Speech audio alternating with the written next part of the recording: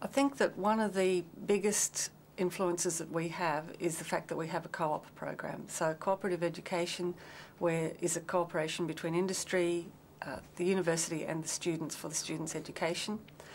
Our particular program requires 2 6 to 8 months periods in industry at the end of their second year and midway through their fourth year. So the fact that we are producing students to go into industry at a relatively early stage of their career, and that we are actually actively working with industry to support their education, then ensures that we do keep it relevant, because we're getting that constant feedback from our employers as to whether the students going out at the end of second year, in fourth year and as graduates are actually performing as industry requires. In order to support that, a couple of the courses that I'm involved in teaching are our professional practice courses.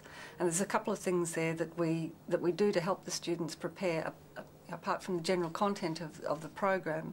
The students use those courses to actually share their industry experiences, and I think this is one thing that really keeps it relevant for the students.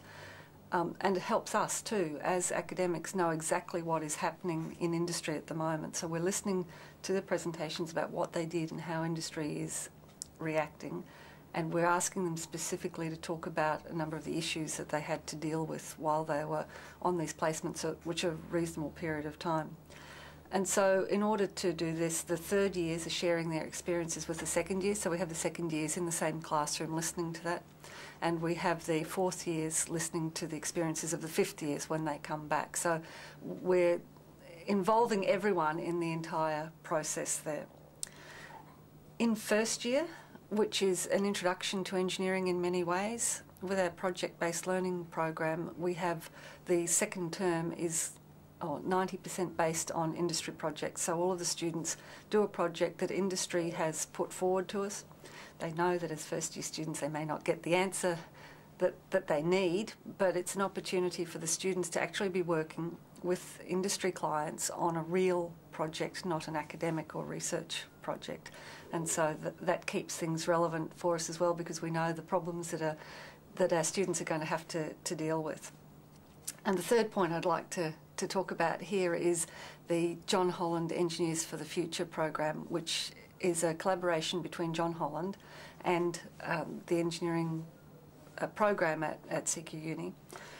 It's a partnership in the students' education, and it's used to identify critical areas that industry, John Holland in particular as the industry here, have identified that they would like engineering graduates to know more about. So not just ours, but all graduates, and they've chosen CQU as their first partner in this program.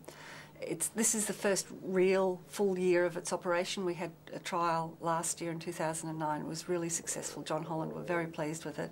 So we've rolled it out in full this year, and they're really so happy with it that they want to start talking to other universities about whether they can do something similar. And as part of that, John Holland are providing guest lectures from their staff. So they're flying staff from all over the country. We had one person was flown in from Western Australia for a 2-hour lecture and then flown home. So John Holland are taking it really seriously. We're taking it seriously and integrating those guest lectures into the program. And so it's not just bits and pieces here and there, but it's an integrated theme throughout the entire program.